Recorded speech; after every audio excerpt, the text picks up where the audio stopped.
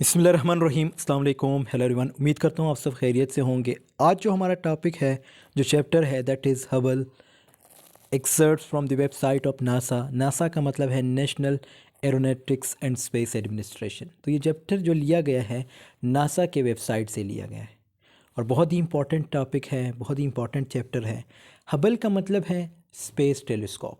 ठीक है, आपने माइक्रोस्कोप्स देखे हैं, टेलीस्कोप्स देखे हैं, लेकिन हबल एक ऐसा टेलीस्कोप है जिसने हम कह सकते हैं कि जो नासा है या जो स्पेस से रिलेटेड जितने भी प्रोजेक्ट्स होते हैं उसमें इसका बहुत बड़ा रोल है, इस स्पेस टेलीस्कोप का, यानी हबल स्पेस टेलीस्कोप का।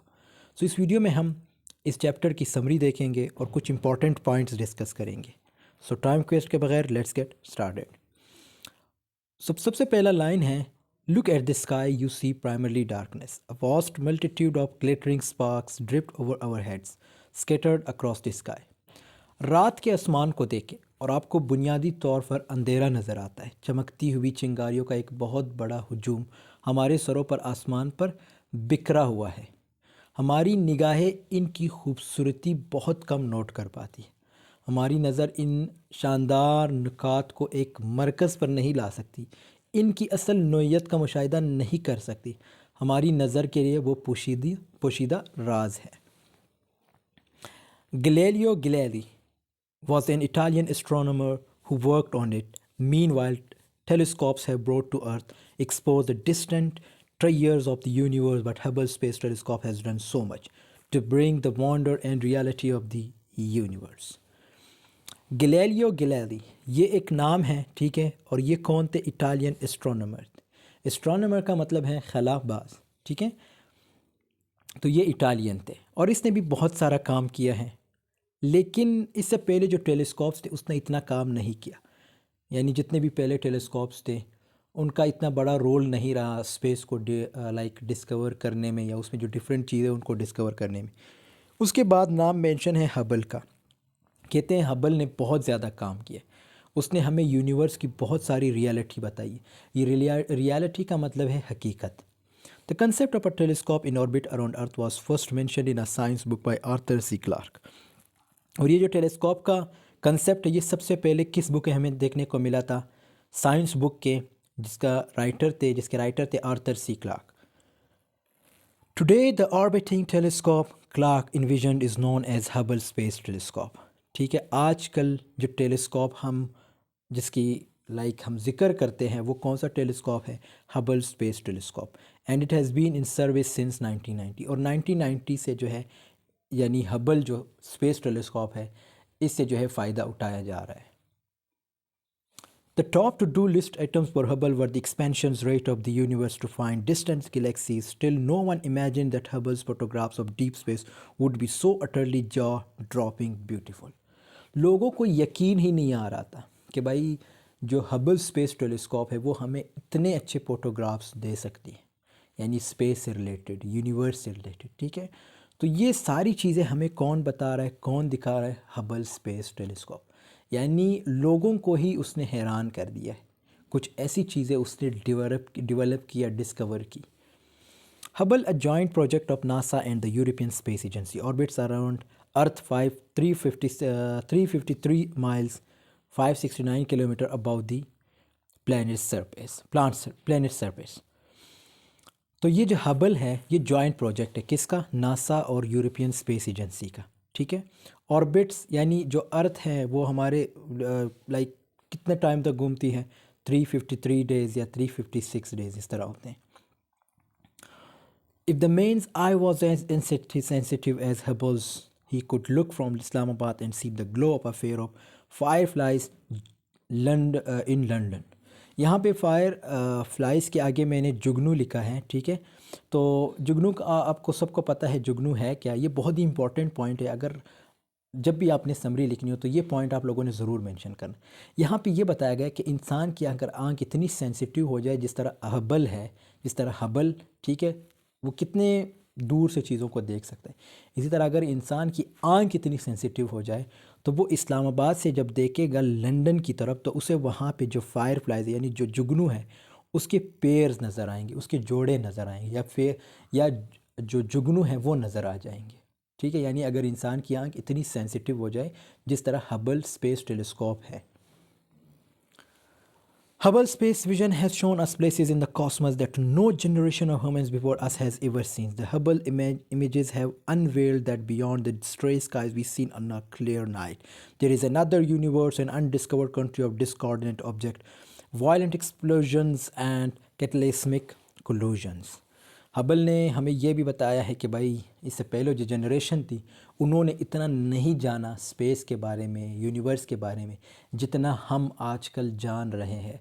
और वो किस चीज़ की, किसकी मेहरबानी है? हबल स्पेस टेलीस्कोप की। यानी हबल स्पेस टेलीस्कोप हमें प्लैनेट्स के बारे में ज़्यादा बता रहा है, यूनिवर्स के बारे में ज़्यादा बता रहा है, ठीक है, और भी बहुत सारी चीज़ों के बारे में।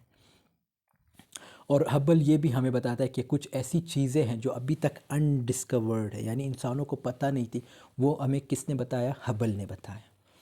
Since its launch in 1930, the 12-ton bus-sized Hubble telescope has made more than 1 million observations and looked at over 38,000 celestial objects. कहते हैं कि 1990 से, और मैंने बताया ना कि इसको लॉन्च किया गया था हबल स्पेस टेलीस्कोप को, और इसका जो साइज़ है ये भी मैंने मेंशन किया, इंपॉर्टेंट पॉइंट है, 12 टन बस साइज्ड, इतना बड़ा है हबल स्पेस टेलीस्कोप। और इसने अब तक 38,000 जो है सेलेस्टियल ऑब्जेक्ट्स देखे हैं। सेलेस्टियल ऑब्जेक्ट्स किसे कहते हैं? यहाँ पे मैंने ब्रैकेट में लिखा है वो चीज़ें जो स्पेस पे एग्जिस्ट करती है, such as stars, planets, moons, asteroids, comets and galaxies. The Hubble achieves are filled with more than half a million images. The amount of astronomical data collected is equivalent to about 50 million books, or 5 times printed collection of the US Library of Congress. यानी जो Hubble है उस पर बहुत सारी चीज़ें लिखी गई हैं, और उस पर उसके इतने ज़्यादा फ़ोटोग्राफ्स हैं, उस बुक्स, उन चीज़ों को कहाँ रखा गया है? US Library of Congress में। In 1938, NASA named the telescope after the early 20th century American astronomer Edwin P. Hubble. पावल, जिसको मतलब कहते हैं, पी का मतलब है पावल। 1889 से लेके 1889 में इसकी परवरिश हुई थी, यानी इसकी बर्थ हुई थी, और 1953 में इसकी डेथ हुई। Who is credit with the 1920s discoveries that galaxies are huge. अच्छा, ये जो हबल है ये इसके नाम पे रखा गया है। अब इसके नाम पे आप पूछोगे कि क्यों रखा गया, ये तो मर चुके थे। तो इसकी मेन वजह थी, इसने हमें डिस्कवरी या गैलेक्सीज के बारे में बहुत कुछ बताया था इस बंदे ने। किसने? एडविन पी हबल ने। Our huge remote system of billions of stars, the most powerful space camera ever built, was installed on Hubble's in 1990. और उस पर एक कैमरा भी लगाया गया था, इंस्टॉल किया गया था हबल पे 1990 में, along with many other fixes, and Hubble was now performing at a higher level than ever before. और इसने और ज़्यादा काम करना स्टार्ट किया। किसने? हबल ने। No telescope before Hubble had the resolution to see this distant galaxies. कहते हैं हबल से पहले कोई किसी भी ऐसा टेलीस्कोप नहीं था जो इतनी डिस्टेंट ऑब्जेक्ट्स के बारे में हमें बताता। The composition of the cosmos finally came into focus in the late 1990s and early into the first decade of the 21st century. The part of the universe with which we are most familiar, example planets, moons, stars, nebulas and galaxies, account for less than 1% of the universe's total continents. कहते हैं ये कुछ भी नहीं है, मतलब ये जो यूनिवर्स हैं, ये जो हमें प्लैनेट्स नज़र आते हैं, मून्स नज़र आते हैं, स्टार्स नज़र आते हैं, नेबुलस है, गैलेक्सीज़ हैं, ये कायनात का सिर्फ 1% है, ठीक है। बाकी 99% से अभी तक हम अवेयर नहीं हैं। तो ये जो कुछ चीज़ें हमें आजकल बताई जा रही है, ये किसके थ्रू बताई जा रही है? हबल के थ्रू। और भी बहुत सारी चीज़ें, लेकिन हबल का बहुत बड़ा रोल है। और इज़ अबाउट 3%, या आप कह सकते हैं कि ये जस्ट 3% है, while the rest is the largely mysterious dark matter and the completely mysterious dark energy. और बाकी जो है वो पूरी एक डार्क मैटर हैं, जो पूरा दूसरा जो हम कह सकते हैं, या यूनिवर्स या कुछ और चीज़ें हैं जो प्लैनेट्स पे हैं या किसी और जगह पे हैं, तो वो क्या है? वो एक डार्क मैटर है या डार्क एनर्जी की तरह मिस्टीरियस है। Hubble has truly study stars, the closest star to our earth is the sun. Hubble ने बहुत सारी चीज़ों की स्टडी हमें बताई, लेकिन जो हमारे नज़दीक सबसे क्लोजेस्ट स्टार है वो है सन। तो सन भी एक स्टार है, ये भी आपसे एमसीक्यूज़ में पूछा जा सकता है। It is considered typically of middle age stars formed by a collapsed cloud of gas and dust. अब ये जो सन है ये किस चीज़ से बना है? ये गैस से, क्लाउड ऑफ गैस से और डस्ट से बना है। ठीक है, ये दो चीज़ें आपके माइंड में होनी चाहिए। Cloud of gas and dust से जो है क्या बना है, सन बना है। Stars are born in clouds of gas and dust. ठीक है, स्टार जो है वो भी इसी चीज़ों से बनता है, यानी क्लाउड्स ऑफ गैस से और डस्ट से। Astronomers classifies galaxies into 3 major categories. अब उन्होंने हमें 3 मेजर कैटेगरीज बताई हैं किस चीज़ की, गैलेक्सीज़ की। elliptical, spiral, and irregular. These galaxies span a wide range of sizes from dwarf galaxies containing as few as 100 million stars to giant galaxies with more than a trillion stars. अब इनमें सब में different stars की मिकदार है, यानी किसी में trillions है, किसी में मिलियंस है, किसी में बिलियंस है। तो ये डॉफ गैलेक्सीज़ है क्या, डॉफ गैलेक्सीज़। आर जो है साइलेंट है, ये क्या, इसको हम कैसे प्रोनाउंस करेंगे, डॉफ गैलेक्सीज़। अब ये आगे हम देखते हैं कि डॉफ गैलेक्सीज़ है क्या, मैंने आगे लिखा है। ठीक है, नेक्स्ट स्लाइड में आपको नज़र आ जाएगा। Galaxies are relatively close to one another. Galaxies हमें बताया गया कि भाई ये बिल्कुल एक दूसरे के करीब है। ठीक है, they interact and even collide, वो इंटरेक्ट करते हैं और आपस में टकराते भी है। व्हेन गैलेक्सीज़ कोलाइड, जब गैलेक्सीज़ टकराते हैं, they pass through each other, एक दूसरे से गुजर जाते हैं। ठीक है, their stars don't crash into each other. उनकी जो, यानी गैलेक्सीज़ क्या है, देखो गैलेक्सी जो है, जो बहुत ज़्यादा स्टार्स है उनको हम, जब बहुत ज़्यादा स्टार एक साथ होते हैं उनको हम गैलेक्सीज़ कहेंगे। ठीक है, तो वो जब आपस में क्रश होते तो वो एक दूसरे को, यानी हमारी जो अर्थ है उसको नुकसान नहीं पहुंचाती। Astronomers observation led to the idea that the universe is expanding. ये जो खलाबाज है वो कहते हैं कि भाई जो ये कायनात है वो बढ़ती जा रही है। Scientists estimated the age of the universe at 13.8 billion years based on this rate of expansion. Gravity caused the gas in these clouds to collapse and form the first generation of stars.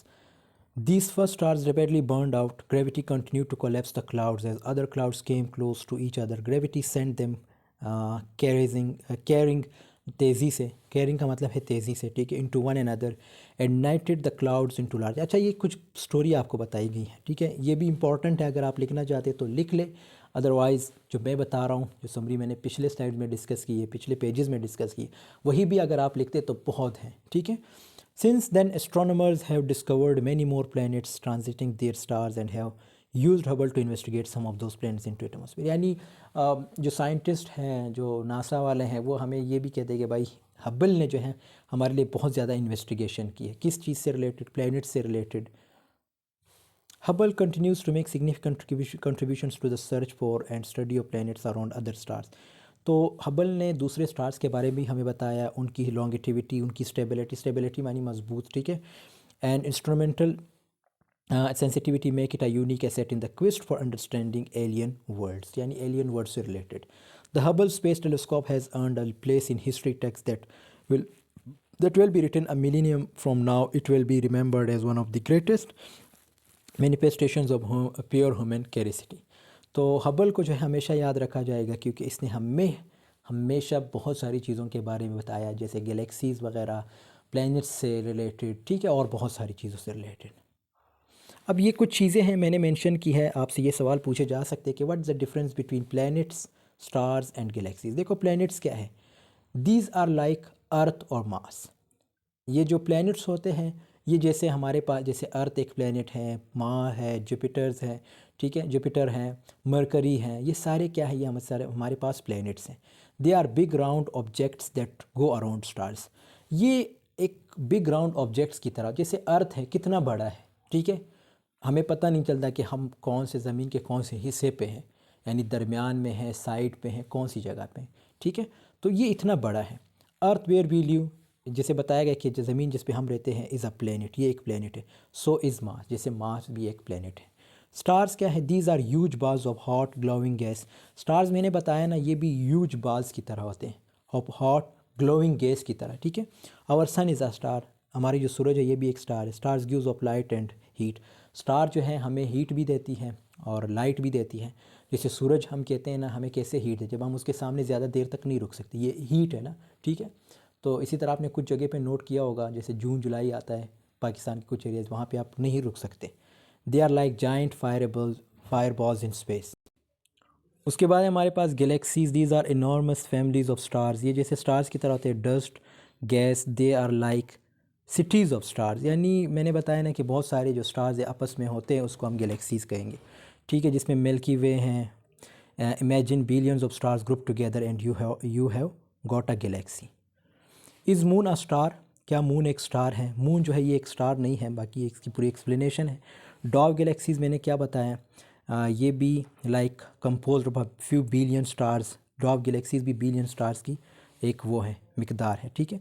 Compare to their larger cousins which can contain hundreds of billions of stars, जिसमें hundreds of billions of stars आ जाते हैं, ठीक है, Dow galaxies में। तो ये उसकी पूरी एक्सप्लेनेशन है। आई होप आपको ये वीडियो पसंद आई होगी। पसंद आई है तो ज़रूर लाइक कमेंट शेयर कीजिएगा। आपसे मिलते हैं नेक्स्ट वीडियो में, तब तक के लिए अल्लाह हाफिज़, टेक केयर ऑफ़ योरसेल्फ।